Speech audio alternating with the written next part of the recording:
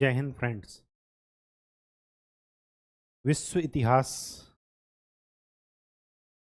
की जो सीरीज है, मैं अभी तक जो हम लोगों का टॉपिक हो गया था कि लास्ट लेक्चर में हमने ये देखा कि फ्रांस की क्रांति के कौन कौन से कारण थे।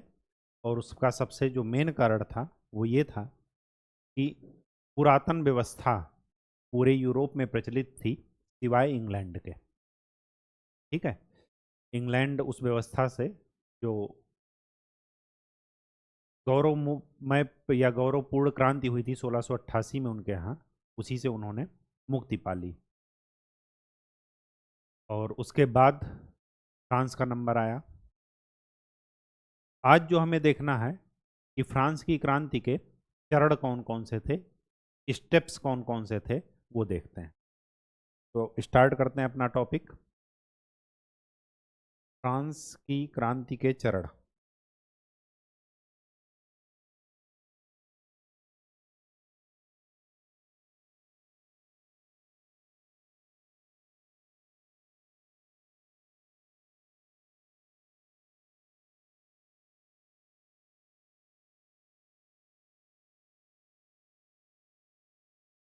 फ्रांस की क्रांति के चरण मुख्यतः इसके 4 चरण थे। पहला था संवैधानिक राजतंत्र।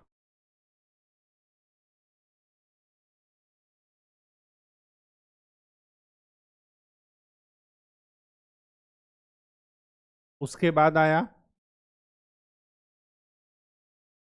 उग्र गणतंत्र।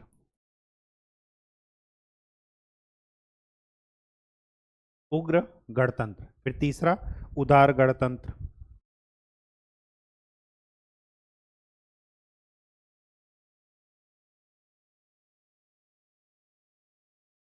इसी को बोलते हैं डायरेक्टरी का शासन। हिंदी में भी डायरेक्टरी ही लिखिएगा।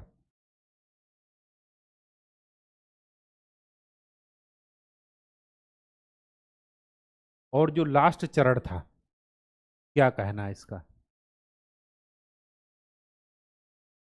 यहीं पर आए एक ऐसे भाई साहब जिन्होंने विश्व का नक्शा बदल कर रख दिया, नेपोलियन।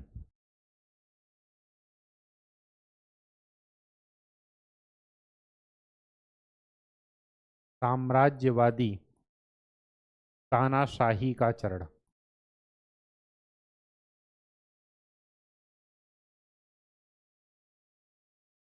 इनका टाइम पीरियड देख लेते हैं। 1789 से 1792 तक ये था।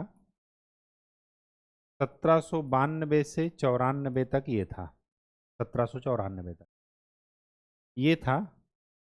1794 से 1799 तक, और ये था 1799 के बाद। इसी समय नेपोलियन आए।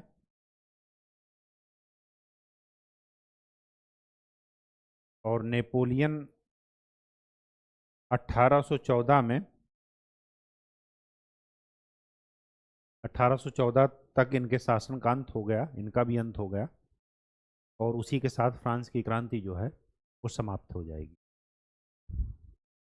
ठीक। तो इन चरणों में हमें फ्रांस की क्रांति को देखना है।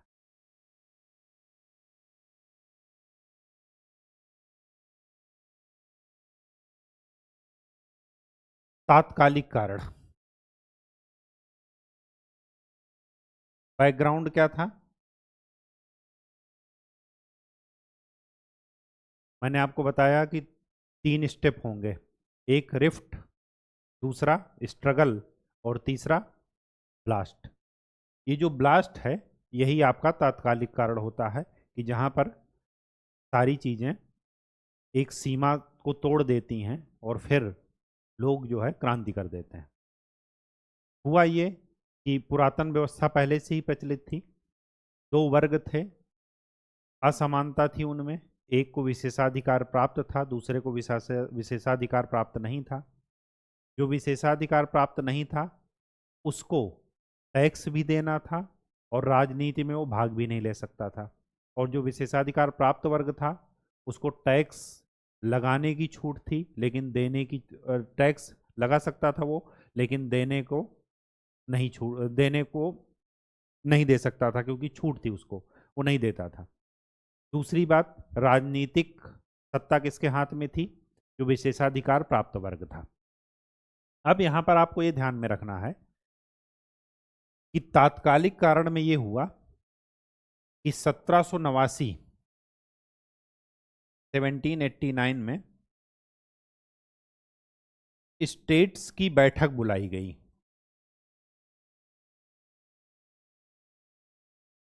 मैंने आपको बता रखा है कि स्टेट्स, फ्रांस का समाज 3 स्टेट्स में बटा था। फर्स्ट में थे कौन? चर्च और पादरी। सेकंड में थे सामंत और जमींदार। और तीसरे में थे मध्यम वर्ग और सामान्य जनता। तो तीनों स्टेट की बैठक बुलाई गई, तीनों लोग आए। इंटरेस्टिंग बात देखिए, उस समय किसका शासन था? लुई 16 का, जो हम पहले देख चुके हैं। ये बैठक पता कितने साल बाद हो रही है? 175 साल बाद। 175 साल से कोई बैठक नहीं हुई थी। और जब बैठक नहीं होगी, जब एक दूसरे के विचार का आदान प्रदान नहीं होगा, तो ब्लास्ट होना ही होना है, ये कन्फर्म है। और उसी का असामाजिक तत्व क्या उठाते हैं? फायदा। इसी वजह से किसी से भी अगर मतभेद हो तो सबसे पहले बातचीत ही जारी रहनी चाहिए। ठीक है। अब स्टेट्स की बैठक हुई। इस स्टेट्स की बैठक में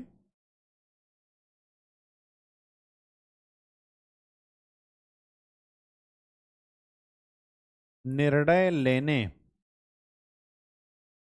के तरीके पर मतभेद हो गया।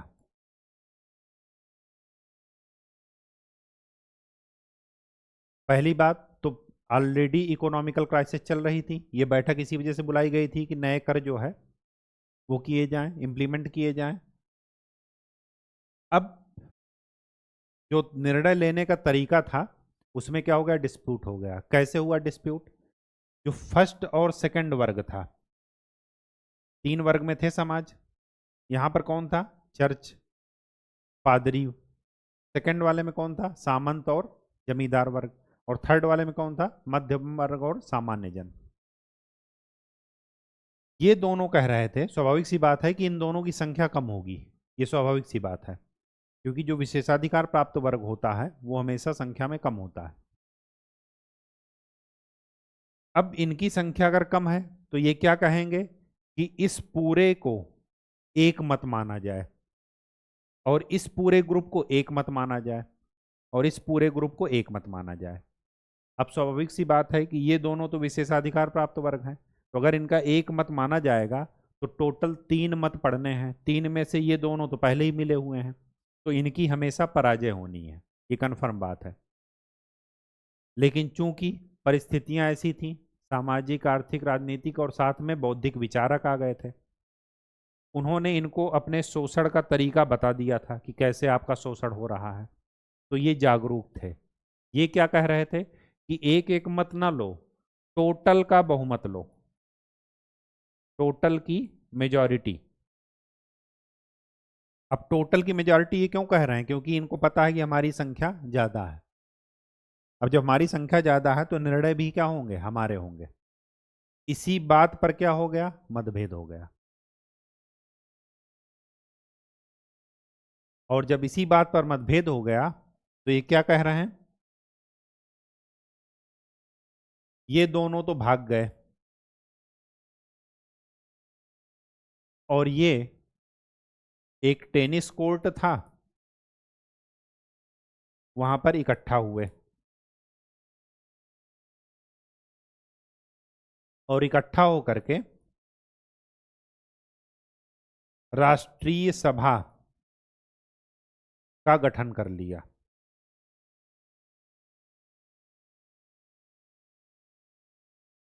अब ध्यान से देखिए, वहां पर जब बैठक हुई तो दोनों पर डिस्प्यूट था। पहली बात तो इनको ना तो राजनीतिक सत्ता मिल रही थी और ना ही सामाजिक समानता, क्योंकि सामाजिक असमानता पहले से ही फ्रांस में व्याप्त थी। ये उसी की मांग के लिए सोच रहे थे कि मुद्दा यहाँ पर डिस्कस होगा, लेकिन ये दोनों उस मुद्दे को डिस्कस करने के लिए आए ही नहीं थे। ये किसको डिस्कस करने के लिए आए थे कि टैक्स कितना लगाया जाए और कैसे लगाया जाए। इनके लिए तो असमानता का मुद्दा है ही नहीं ना। असमानता का मुद्दा किसके लिए? इनके लिए। प्रतिष्ठा और सम्मान की बात किसके लिए? इनके लिए, उनके लिए नहीं है। तो मुद्दों पर भी मतभेद था और निर्णय लेने के तरीकों पर भी मतभेद था। तो ये संख्या में कम थे, इन्होंने क्या किया? भाग गए। ये इकट्ठा होकर के क्या किए? राष्ट्रीय सभा का गठन कर लिया। अपने को ही कुछ लोगों को मिला करके प्रतिनिधिमंडल बना लिया और उसी को बोल दिए राष्ट्रीय सभा। और यही राष्ट्रीय सभा क्या बन गई? संविधान सभा।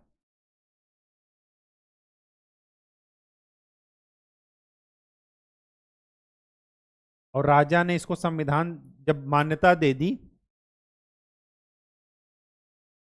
राजा ने मान्यता दे दी। मान्यता क्यों दे दी? इनके उग्र स्वभाव के कारण। जब भीड़ देखे तो घबरा गए, तो इन्होंने जल्दीबाजी में, राजा ने क्या दे दी? मान्यता दे दी। अब स्वाभाविक सी बात है कि अगर आपने मान्यता दे दी तो यहीं पर राजा की क्या हो गई? नैतिक पराजय हो गई पहली। ये नोट कर लीजिए। जैसे ही इन्होंने मान्यता दी, राजा की नैतिक पराजय, पहली नैतिक पराजय। राजा डर गया। राजा क्या हो गया? डर गया। जब संविधान सभा का गठन हो गया तो संविधान सभा ने क्या किए? कानून बनाए। अब देख लेते हैं कि कौन कौन से कानून बनाए। इस कानून बनाने के पहले इन जो थर्ड वर्ग वालों को पता चला क्या कि राजा सामंत के साथ मिल करके बास्तील के किले में, बास्तील का किला, वहां पर अफवाह फैल गई कि बास्तील के किले में राजा सामंतों के साथ मिलकर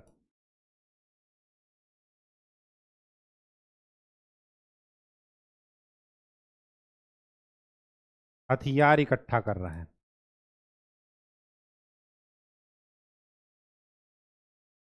हथियार जमा कर रहा है। और 14 जुलाई को 1789 में लोगों ने बास्तील के किले पर क्या कर दिया? आक्रमण कर दिया। कौन से लोगों ने? वही थर्ड ग्रुप वालों ने, भीड़ ने। और सारे कैदियों को छुड़ा दिए। यही घटना रिपीट ना हो तो अंग्रेज जब वहां पर भगत सिंह को लाहौर जेल में पकड़े थे, तो इसी घटना का डर था उन्हें कि बास्तील के किले वाली घटना ना हो जाए कि इनको जेल तोड़ करके इनको छुड़ा ले जाएं। इसीलिए जो फांसी का निर्धारित दिन था उसके एक दिन पहले फांसी दे दी गवर्नमेंट ने। तो बास्तील के किले की घटना समझ में आ गई। इसी के बाद वो घटना हुई, राष्ट्रीय सभा का गठन हो गया और फिर क्या हो गया? राजा ने इसी भीड़ की उग्रता को देख करके मान्यता दे दी। संविधान सभा का गठन हो गया। अब यहीं पर क्या हुआ? जब संविधान सभा का गठन हुआ तो कुछ चीजें डायनेमिकली चेंज हो गई। कौन सी चीजें डायनेमिकली चेंज हो गई? पहली चीज, इन्होंने चर्च व्यवस्था समाप्त कर दिया। दूसरी चीज, जब चर्च व्यवस्था समाप्त हो गया तो जो चर्च की संपत्ति थी उसको क्या कर दिए? जनता और राज्य की संपत्ति घोषित कर दिए। मतलब सार्वजनिक। पहले क्या था कि विशेषाधिकार वर्ग ही यहां पर जा सकता था, आम जनता नहीं। आम जनता को तो खाली ये शोषण के तरीके थे। तीसरी बात, राजा की निरंकुशता खत्म। जो प्रशासन के पद पहले खरीद फरोख्त से मिलते थे कि इतने पैसे दो आपको डीएम बनाए दे रहे हैं, इतने पैसे दो आपको मंत्री बनाए दे रहे हैं, तो प्रशासन के पदों की खरीद फरोख्त ये बंद।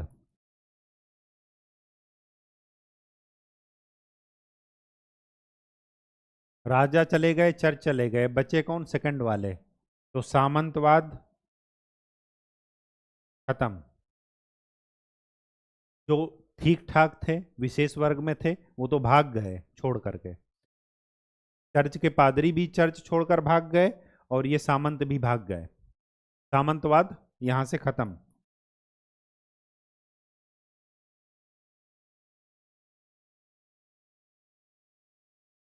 लेकिन एक चीज इन्होंने और किया। वो क्या किया? एक चीज नहीं, दो चीज। देखिएगा, यहां पर लिखिए दोष। ये हम क्या पढ़ रहे हैं? संवैधानिक गणतंत्र। इस व्यवस्था के क्या दोष थे वो देखते हैं। इस व्यवस्था के दो दोष थे। पहला,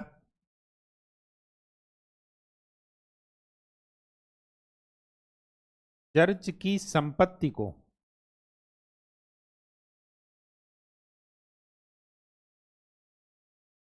भूमिहीनों में नहीं बांटा गया। अब जब अपने भगवान को छोड़ करके पुजारी चले गए, तो जो मंदिर का संपत्ति है, मंदिर की जमीन है, सोना चांदी चढ़ावा है, उसको क्या है? आम पब्लिक को बांटना चाहिए, लेकिन इन्होंने नहीं बांटा। ये क्या बता रहा है? कि अगर आप संपत्ति के अधिकार को रख रहे हैं,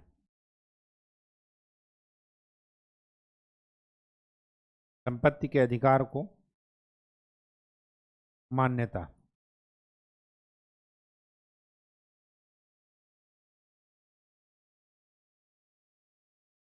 तीसरी बात,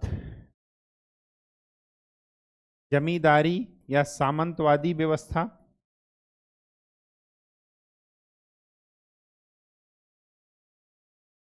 समाप्त कर दी है। लेकिन एक गलती और की यहीं पर। जो जमींदार रह गए, जो सामंत रह गए, जो भागे नहीं, उनको क्या किए? अच्छा, जो भाग गए उनकी संपत्ति राज्य को दे दिए। ऐसा नहीं कि उनको डिस्ट्रीब्यूट कर दिए सभी में, जो भूमिहीन है उनको नहीं दिए। तो ना तो चर्च की संपत्ति को दिए, ना सामंतों की संपत्ति को। और जो रह गए सामंत, उनको क्या कर रहे हैं?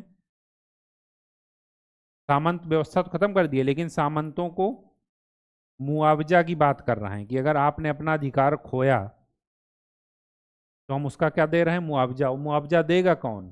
जो किसान वर्ग है, जो थर्ड स्टेट में है, उसमें भी मध्य वर्ग नहीं, किसान वाला। यहाँ पर मध्य वर्ग इसीलिए कहा जाता है कि मध्य वर्ग में जो डॉक्टर, वकील, इंजीनियर ये सब होते हैं, बौद्धिक विचारक, ये सब क्या होते हैं? अवसरवादी। अब देख रहे हैं, ये सब के सब व्यवस्थाएं क्या बता रही हैं? कि मध्य वर्गीय चरित्र को,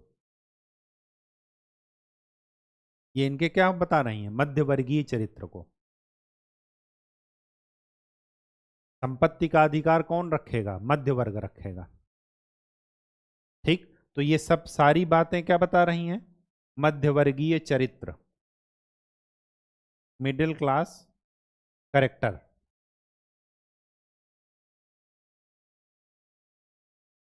और जो एक ब्लंडर इसमें यहां पर हुई वो देखते हैं।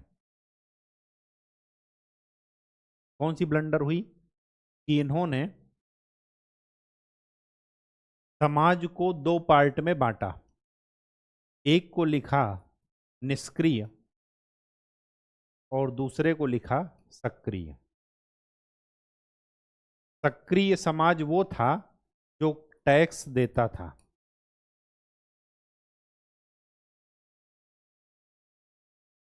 और निष्क्रिय वो था जो टैक्स नहीं देता था।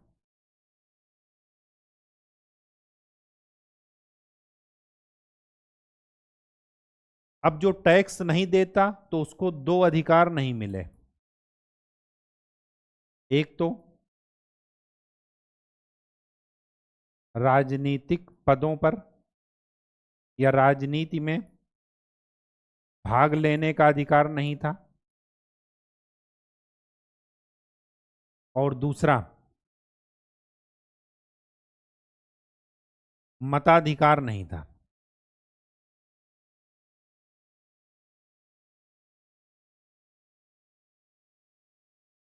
अब आपको पहले ही बता दिए थे कि क्रांति की शुरुआत स्वतंत्रता के लिए हुई थी या इक्वलिटी प्राप्त करने के लिए, समानता के लिए हुई थी, समानता के लिए हुई थी।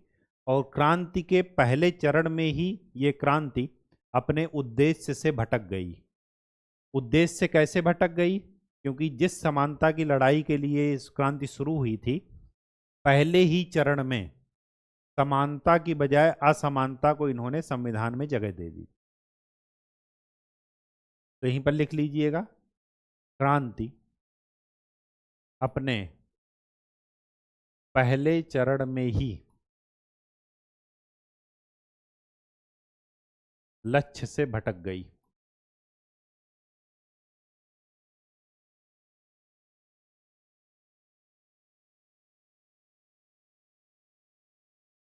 ठीक। राजा का शासन आपने खत्म कर दिया, संपत्ति के अधिकार को बनाए रखा, चर्च व्यवस्था सामंतवाद खत्म कर दिया, लेकिन सामंतों के लिए मुआवजे की व्यवस्था कर दी है। मताधिकार और राजनीतिक भागीदारी सबको नहीं दी। किसको दी? जो टैक्स देते थे। तो जो टैक्स नहीं देता था वो अपने को, उसको समानता मिलेगी? कभी नहीं मिलेगी। तो फिर क्या हो गया? दूसरा चरण शुरू हुआ। इसी असमानता पर क्या हो गया? दूसरा चरण शुरू होगा। तो सेकंड स्टेप,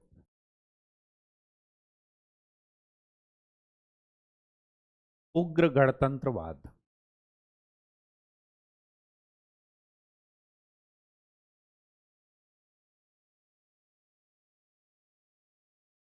गणतंत्र तो है, सारी शक्तियां जनता में निहित हैं, राजा का वंशानुगत शासन खत्म, लेकिन ये उग्र है, एग्रेसिव है।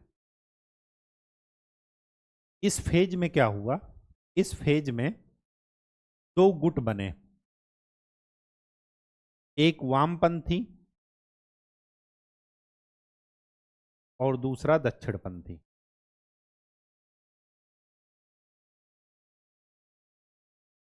दक्षिणपंथी वो होते हैं जो समझौतावादी होते हैं। समझौतावादी मतलब कि जैसा चल रहा है चलने दो,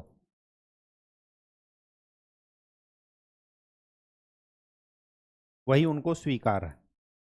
लेकिन जो वामपंथी होते हैं वो रेडिकल चेंज लाने की बात करते हैं। रेडिकल चेंज का मतलब क्या हुआ?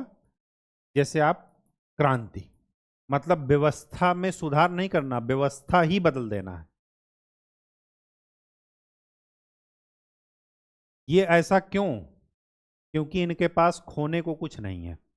जिसके पास खोने को कुछ ना हो और पाने को पूरा संसार हो, तो हथियार उठा लेगा।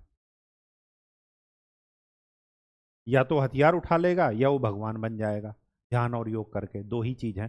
तो ध्यान और योग में तो साधना करनी पड़ेगी, तो सबसे आसान क्या लगा? हथियार उठा ले। अब इस वामपंथी में भी दो गुट थे। एक थे जिनको बोलते हैं जैकोबिन,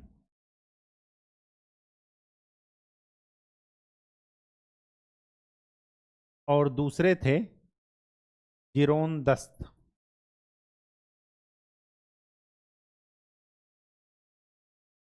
ये कम उग्र थे, उग्र दोनों थे, और ये ज्यादा उग्र थे।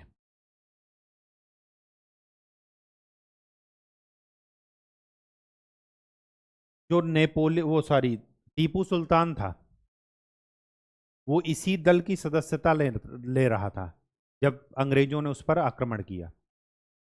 जब लड़ाई शुरू हुई, इसी दल की सदस्यता वो ले रहा था, जैकोबिन की। नेपोलियन वो जैकोबिन का ही सदस्य था। तो नेपोलियन हुआ, टीपू सुल्तान हुए, ये सब क्या है? जैकोबिन। जैकोबिन एक चर्च है, तो इन लोगों की मीटिंग उसी चर्च में होती थी, इसी वजह से उसका नाम क्या बन गया, जैकोबिन गुट। ठीक, तो यहां पर लिख लीजिएगा, नेपोलियन और टीपू सुल्तान।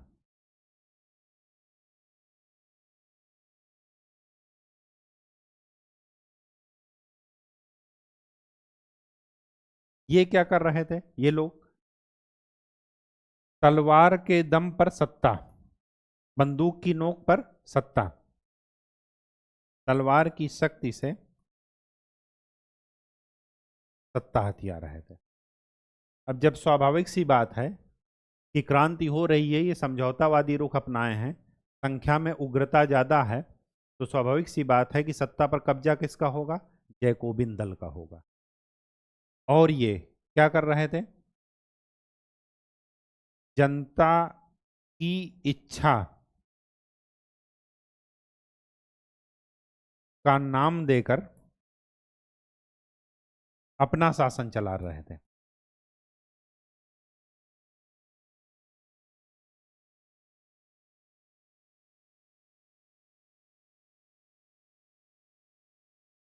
इसी बीच में ऑस्ट्रिया ने फ्रांस पर आक्रमण कर दिया।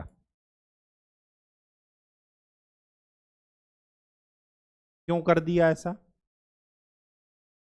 ऑस्ट्रिया और फ्रांस को आप देखेंगे तो ऑस्ट्रिया के जो राजतंत्र थे वो फ्रांस को कह रहे थे कि आप अपने यहाँ क्रांति को रोको, क्रांति को वो अपोज कर रहे थे, मतलब राजा के सपोर्ट में थे। लेकिन जब राजा ने ही डर करके क्रांति को बढ़ा दिया, तो इन्होंने क्या कर दिया, फ्रांस पर आक्रमण कर दिया। इन्होंने सोचा कि ये करके हम क्रांति को रोक लेंगे, फ्रांस की क्रांति जो बाकी जगह पर फैलेगी उसको हम रोक लेंगे। और इन्होंने क्या कर दिया, फ्रांस पर आक्रमण कर दिया। और आप मैप में देखेंगे ऑस्ट्रिया कितना बड़ा है, फ्रांस कितना बड़ा है। मजे की बात यह है कि आक्रमण तो किया ही किया, साथ में हरा दिया फ्रांस को। और हरा क्यों दिया, जहां पर इकोनॉमिक क्राइसिस है, सैनिकों को वेतन नहीं मिल रहा, तो वहां पर सैनिक मन से लड़ेंगे, नहीं लड़ेंगे। सैनिक इन्हीं के साथ शामिल हो गए, ऑस्ट्रिया के साथ ही, कि चलो हराओ, हम भी आपके साथ हैं। तो इससे क्या हुआ, जो ये वाला दल था, इसके आत्मसम्मान को क्या लगा, झटका लगा। ये ठीक वैसे ही जैसे आज नेपाल भारत को हरा दे युद्ध में,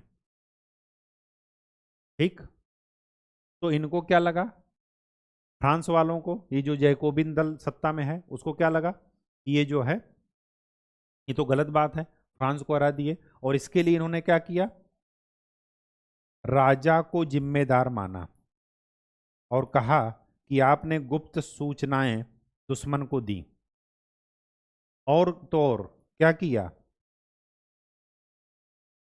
राजा को फांसी पर लटका दिया, सबके सामने फांसी दे दी गई। इसी वजह से इसका नाम क्या है, उग्र गणतंत्रवाद। हिंसाएं बहुत ज्यादा होंगी, हिंसा की घटनाएं। ठीक, कहानी समझ में आ गई। इसमें जो जो लोग थे उनमें सबसे पहला नाम है रॉबेस्पियर।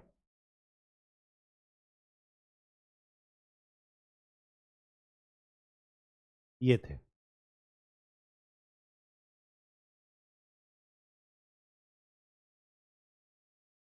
ठीक, बात समझ में आ गई। तो यहां पर क्या है, उग्र गणतंत्रवाद में, कि यहां पर इन्होंने एक व्यवस्थापिका की स्थापना की,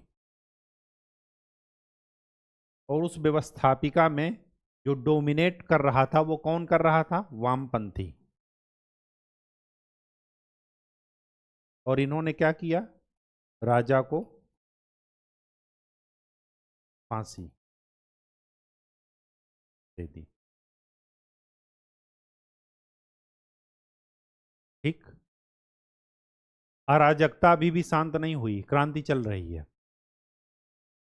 अब इसके बाद आता है जब लोगों ने इनका भी शासन देख लिया कि ये जनता की इच्छा के नाम पर अपना इच्छा थोप रहे हैं शासन में, तो उसके बाद आया स्टेप थर्ड, तीसरा चरण। और यहां पर क्या कहा गया कि 5 डायरेक्टर बनेंगे, निदेशक मंडल। ये बारी बारी से रोटेशनल सिस्टम से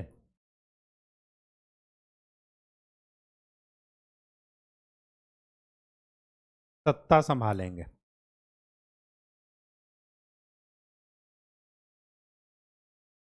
इसी को बोलते हैं उदार गणतंत्रवाद।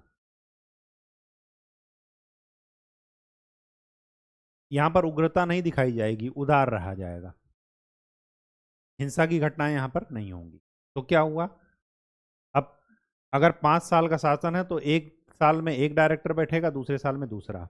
अब यहां पर इनके मन में क्या आया, इनके मन में ये आया कि जब इनको अल्पकाल के लिए सत्ता मिली तो ये क्या करेंगे, भ्रष्टाचार करेंगे, लूट खसोट करेंगे।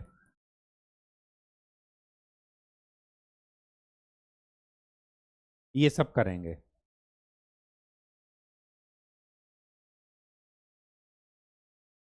एक्सपेंशन कर रहे हैं अपना उपनिवेशवाद की होड़ में, सेना को वेतन दे ही नहीं पा रहे हैं।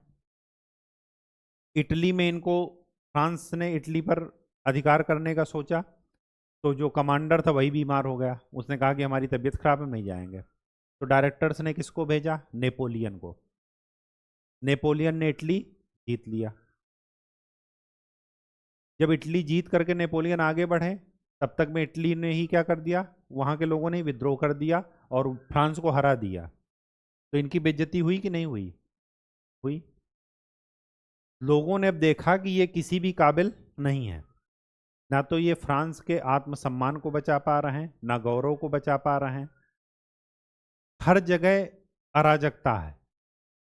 जो धनी वर्ग है थोड़ा मध्यम वर्ग में, वो सुरक्षा चाह रहा है, जो कमजोर वर्ग है वो भी सुरक्षा चाह रहा है। लेकिन धनी वर्ग और कमजोर वर्ग के सुरक्षा चाहने के बाद ये दोनों क्या चाह रहे हैं, स्थायित्व चाह रहे हैं। फ्रांस की जनता क्या चाह रही है, अपना गौरव वापस प्राप्त करना चाह रही है। अब जब वापस प्राप्त करना चाह रही है, और नेपोलियन क्या निकला है विजय अभियान में, उसने क्या किया, बचपन में बिल्ली ने उनको काट लिया था या पंजा मार दिया था तो उसको निशान थे, उसने क्या किया, सैनिक ऐसे ही मर रहे थे, ना उनको वेतन मिल रहा था ना खाने को, क्योंकि क्राइसिस चल रही है। ये भ्रष्टाचार करने में ही लगे हैं। इनको देश की ना तो गौरव ना रक्षा कोई मतलब नहीं है। उपनिवेशवाद की होड़ ऐसे ही चल रही है। एक देश दूसरे देश पर कब्जा कर रहे हैं संसाधनों के लिए, क्यों, क्योंकि औद्योगिक क्रांति है उनके पास। अब क्या हुआ कि उसने सैनिकों को क्या दिया, सपना दिखाया कि ये मैं गॉड का सन हूं और ये देखो ये मेरे निशान, मुझे कोई हरा नहीं सकता। सैनिकों को क्या चाहिए, उत्साह। फिर उसने क्या किया, इजिप्ट, मिस्र पर आक्रमण किया। मिस्र पर आक्रमण किया लेकिन क्या किया, हार गया। मिस्र पर क्यों आक्रमण किया, आप मिस्र की लोकेशन देखेंगे तो स्वेज कैनाल के पास है, लाल सागर के पास, भूमध्य सागर के पास। अब भूमध्य सागर पर क्यों कब्जा करना चाह रहे थे, क्योंकि ट्रेड जो है होता था इधर से, और जब ट्रेड होता था तो ये चाह रहे थे कि हम ट्रेड पर ही क्या कर लें, कब्जा कर लें, वही सिल्क रूट वाला कॉन्सेप्ट। मिस्र पर तो नहीं कर पाए लेकिन सीरिया पर कर लिए वापस आते समय। मिस्र से हार गए, सीरिया पहुंचे, सीरिया पर कर लिए, और वापस कहाँ चले गए, फ्रांस। और फ्रांस जब पहुंचे तो जनता को नेपोलियन अच्छा लगा। एक तो एक्सपेंशन कर रहा, फ्रांस का गौरव बढ़ा रहा, और ये जो लोग स्थायित्व चाह रहे हैं वो स्थायित्व भी देने के लिए वो उग्रसर है। अब क्या हुआ कि जब वो आया तब तक ये डायरेक्टर्स गद्दी छोड़ करके भाग गए थे। तो वहीं पर नेपोलियन कहता है, क्या कहता है, कि अगर मैं पहले आता तो जल्दी होती, अगर मैं देर से आता, बाद में आता तो देर हो जाती। मैं सही समय पर आया क्योंकि नाशपाती पक चुकी है। इसका ये मतलब है कि अब गद्दी लेने का सही समय है, जब जनता भी आपके साथ हो, सेना भी आपके साथ हो, और आपकी महत्वाकांक्षा भी आपके साथ हो। वो खुद कहता है कि फ्रांस के राजा राजमहल में पैदा हुए हैं, लेकिन मैं राजमहल में पैदा नहीं हुआ। तो अगर मैं युद्ध नहीं लड़ूंगा तो फ्रांस की जनता हमें वापस बुला लेगी। इसी वजह से वो एक्सपेंशन कर रहा, उसकी मजबूरी है एक्सपेंशन करना। इसके बाद किसका शासन आया? नेपोलियन का। इसी सब बैकग्राउंड में कौन आकर बैठा? नेपोलियन। और नेपोलियन क्या कहता है कि जब तक मेरी तलवार मेरे हाथ में है तो मैं किस लेवल तक जा सकता हूं, कितना विस्तार कर सकता हूं, ये कोई नहीं जान सकता। ये उसका स्टेटमेंट है। और इसी अविवेकपूर्ण कॉन्फिडेंस, आत्मविश्वास पर जो उनकी प्रेमिका थी वो फिदा हो गई, जोसेफिन। उनका स्टेटमेंट है कि इस पागलपन आत्मविश्वास, जो अविवेकपूर्ण आत्मविश्वास है, इसी बात ने हमें घायल कर दिया। जो कि एक सैनिक कमांडर, सैनिक था सिंपल, वो सैनिक कमांडर बन गया, उसके बाद फ्रेंच आर्मी का कमांडर इन चीफ बन गया। तो उसको माहौल किसने दिया? इन्हीं सब लोगों ने, इन्हीं सब परिस्थितियों ने। और अब एक ऐसे व्यक्ति की तलाश थी जो फ्रांस के गौरव को वापस ला सके, फ्रांस की जनता को जो अच्छे दिन का सपना दिखाए वो कर सके, स्थायित्व दे सके, सुरक्षा दे सके। तो इसी परिप्रेक्ष्य में कौन आया? नेपोलियन। नेपोलियन की आने की टाइमिंग के उसमें ये स्टेटमेंट आता है नाशपाती वाला। दूसरा, नेपोलियन ये भी कहता है, जब उसके बाद नेपोलियन आया तो ये डायरेक्टर्स तो भाग चुके थे। अब जनता स्वयं चाह रही थी उसको क्या करना? सत्ता देना। तो वो क्या कह रहा है कि फ्रांस के मुकुट को मैंने धूल में पड़ा पाया, तलवार के दम पर उठाया, तो इसको पहनाने का श्रेय मैं और को क्यों दूं, औरों को क्यों दूं? और खुद ही ये कह करके पहन लेता है मुकुट। और क्या करता है? सत्ता पर काबिज हो जाता है, सत्तासीन हो जाता है। अब जब नेपोलियन का शासन आया तो कौन कौन सी चीजें हुई वो देखते हैं।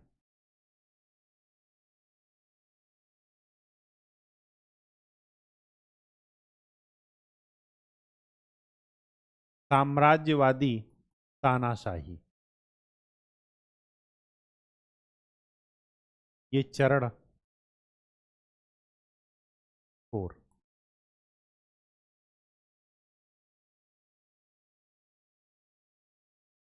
जब भी चुनौतियां होंगी तो जो योग्य लोग होंगे वो क्या करेंगे? आगे आएंगे, क्योंकि उस परीक्षा में वही पास हो सकते हैं। और जब भी क्राइसिस होगी तभी अच्छे दिन के सपने दिखाए जाएंगे। तभी अच्छे दिन के क्या किए जाएंगे? सपने दिखाए जाएंगे।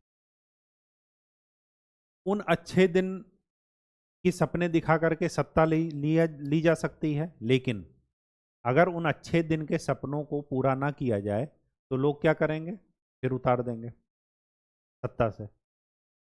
तो उन्हीं अच्छे दिन के सपनों को पूरा करने के लिए जरूरी है कि वो क्या कर रहा है? फ्रांस का एक्सपेंशन कर रहा है, युद्ध ही लड़ रहा है, पूरी जिंदगी वो युद्ध ही लड़ता रहेगा। ठीक। साम्राज्यवादी तानाशाही क्यों कहा गया? क्योंकि जिस चीज से जनता परेशान थी पहले, ये सारी की सारी वही व्यवस्था लाएगा, लेकिन लोगों को पता नहीं चलेगा, दिखेगा नहीं।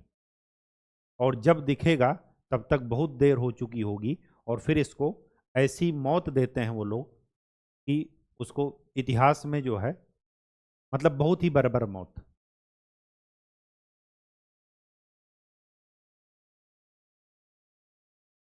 अब यहां पर क्या हुआ? पहला, बैकग्राउंड समझ में आ गया। अब लोगों को स्थायित्व चाहिए, मध्यम वर्ग और कमजोर वर्ग को सुरक्षा चाहिए। तो जनता को फ्रांस का गौरव वापस चाहिए, राष्ट्र का गौरव वापस चाहिए। इसी परिप्रेक्ष्य में नेपोलियन आए। अब इन्होंने क्या किया, कौन कौन से कार्य किए वो देखिए। इन्होंने सबसे पहले क्या किया,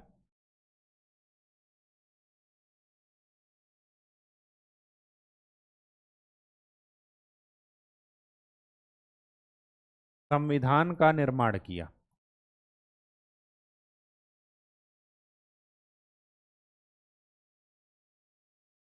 और उस संविधान में ऐसा प्रोविजन किया कि जो अंतिम निर्णय है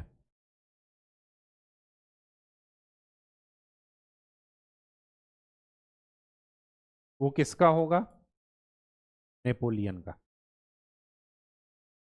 किसके माध्यम से कर रहा है ये, संविधान के माध्यम से।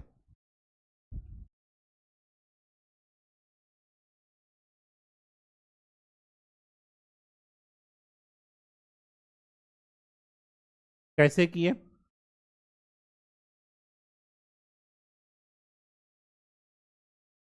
जो कार्यपालिका की शक्ति थी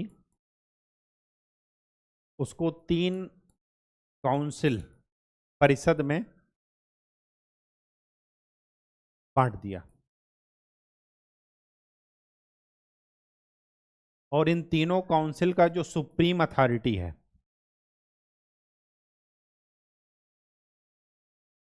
वो कौन बन गया, नेपोलियन। कौन बन गया वो, नेपोलियन।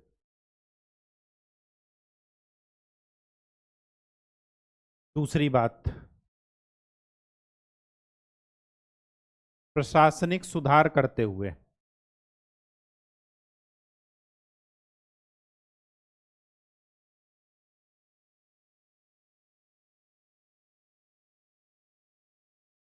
किसको बढ़ावा दे रहा है, केंद्रीकरण को।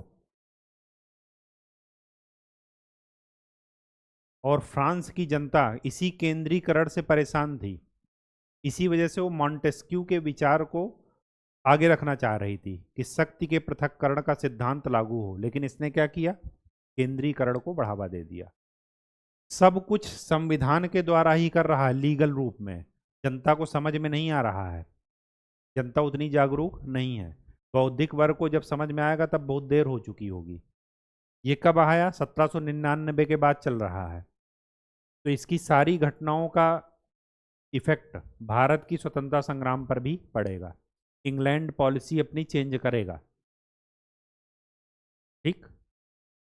तो केंद्रीकरण को क्या मिल रहा है, बढ़ावा। तो जो क्रांति का उद्देश्य था कि मॉन्टेस्क्यू का शक्ति पृथक्करण का सिद्धांत लागू करना, तो ये क्रांति का गला घोट रहा है या क्रांति को बढ़ावा दे रहा है, या क्रांति के उद्देश्य को पूरा कर रहा है, क्रांति का गला घोट रहा है। तो इसी बिंदु पर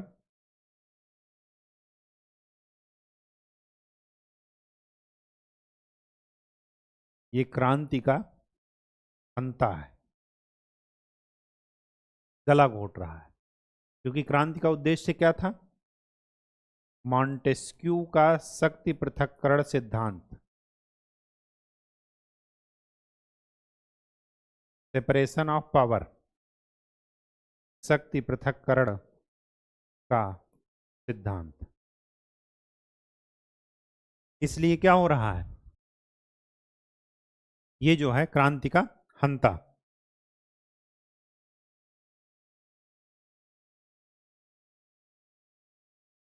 तीसरी चीज क्या की है,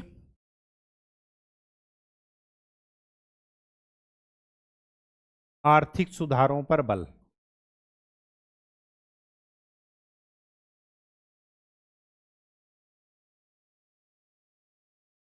सबसे पहले एक राष्ट्रीय बैंक की स्थापना कर दी है।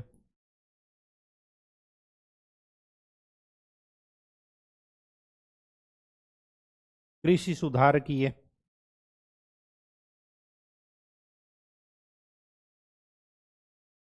बंजर भूमि सुधार कर रहे हैं। ठीक। यूनिफॉर्म टैक्स ला रहे हैं। लेकिन जो उद्योग और जो वितरण प्रणाली है ये सब क्या है? राज्य नियंत्रित। क्या है? राज्य नियंत्रित। जब सब कुछ राज्य नियंत्रित होगा तो ये मुक्त व्यापार की अवधारणा है या समाजवाद की या साम्यवाद की? समाजवाद साम्यवाद की है। मुक्त व्यापार की तो अवधारणा नहीं है। जब नहीं है तो इसका मतलब ये हुआ कि ये क्रांति के उद्देश्य को पूरा कर पा रहा है? नहीं।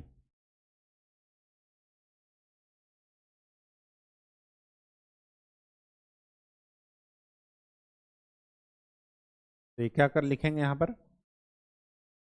मुक्त व्यापार की अवधारणा के विरुद्ध।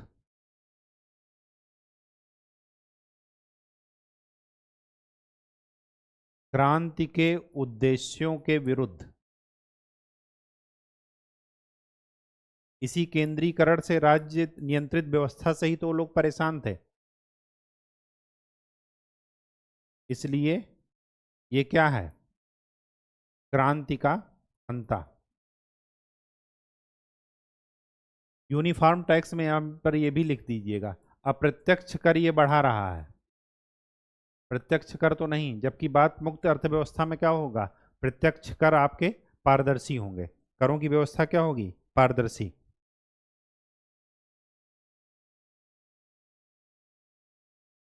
फोर्थ पॉइंट, फोर्थ पॉइंट ये क्या कह रहा? शिक्षा पर बल। इसके लिए राष्ट्रीय शिक्षा नीति।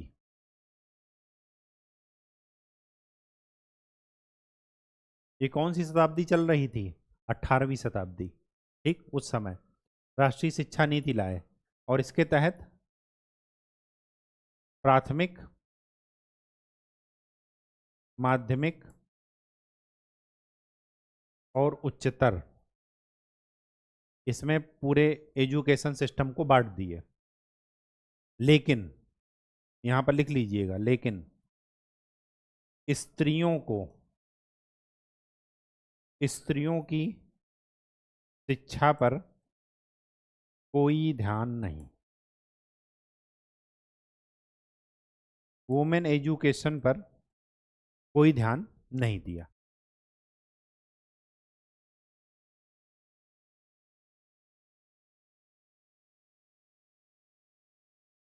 ठीक। फिफ्थ,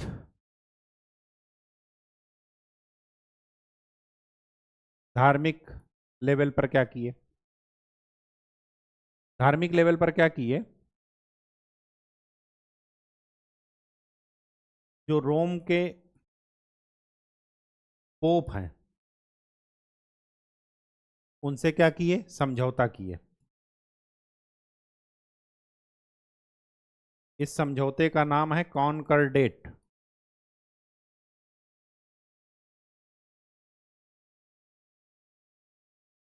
समझौता को ही क्या कह रहे हैं? कॉनकॉर्डेट किया। इस समझौता के तहत क्या हुआ कि पूरे राष्ट्र में कैथोलिक धर्म,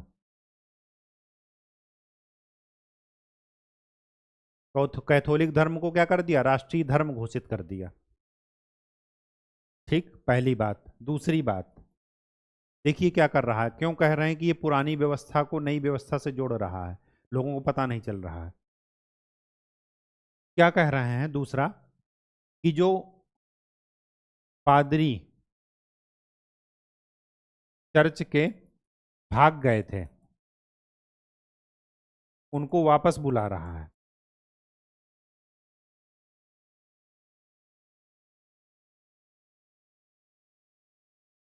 जो बंदी हैं, जिनको बंदी बना लिया गया है, उनको आजाद कर रहा है।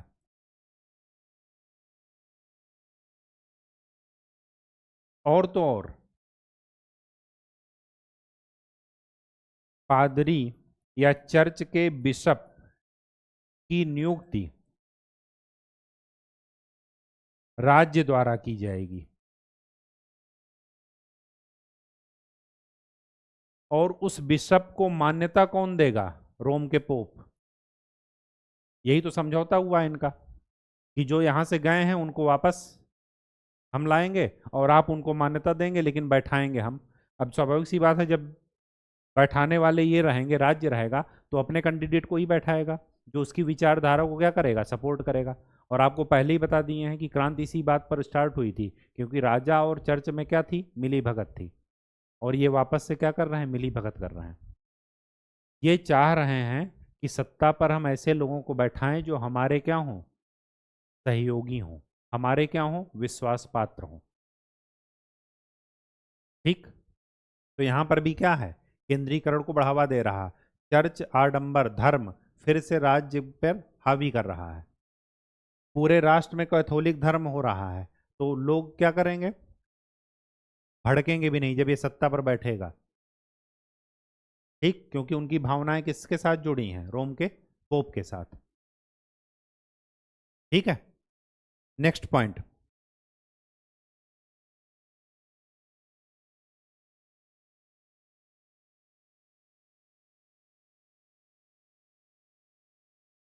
अब जब ये लोग आएंगे, बंदियों को छोड़ा जाएगा, तो क्या ये कह सकते हैं कि क्रांति के घावों पर ये मरहम मरहम लगा रहा है? क्रांति के घावों पर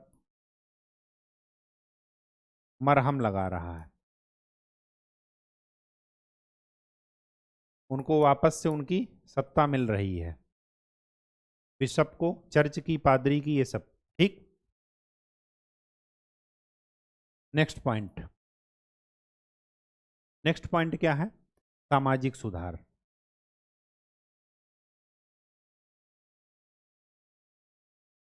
सामाजिक सुधार में क्या किए, एक ऐसा कुलीन वर्ग तैयार किया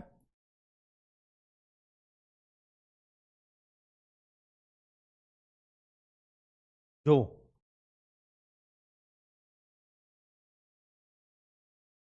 राज्य, राजा के प्रति विश्वास पात्र हो, वफादार हो। इन्हीं के माध्यम से वो शासन चलाएगा। और क्या कहेगा कि संविधान में ऐसा लिखा है। सब कुछ लीगल वे में, इलीगल काम करेंगे ये। ठीक। और जनता इतनी त्रस्त हो चुकी है पिछले शासनों से कि उसको ये सब दिखाई नहीं देगा। नेक्स्ट, कानूनी सुधार।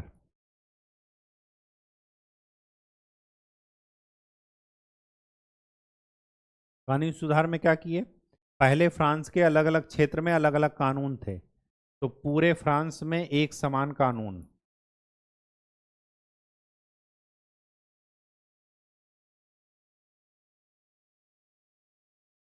दूसरी बात, लिखित कानून।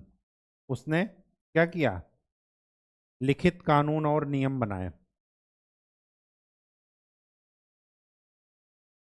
इन लिखित कानून और नियमों को ही बोलते हैं Napoleon code,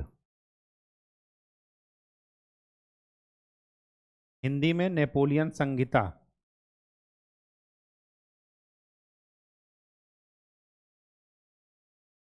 uniform civil code, तलाक, विवाह, संपत्ति, इनके लिए एक ही कानून।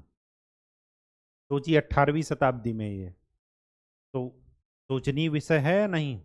और आज यहाँ पर 21वीं सदी में हंगामा हो रहा समान नागरिक संहिता पर।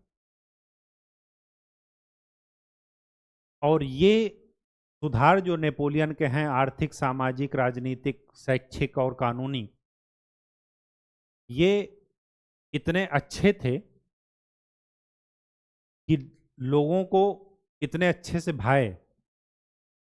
मेन तो था कानूनी, जो कि अच्छा है।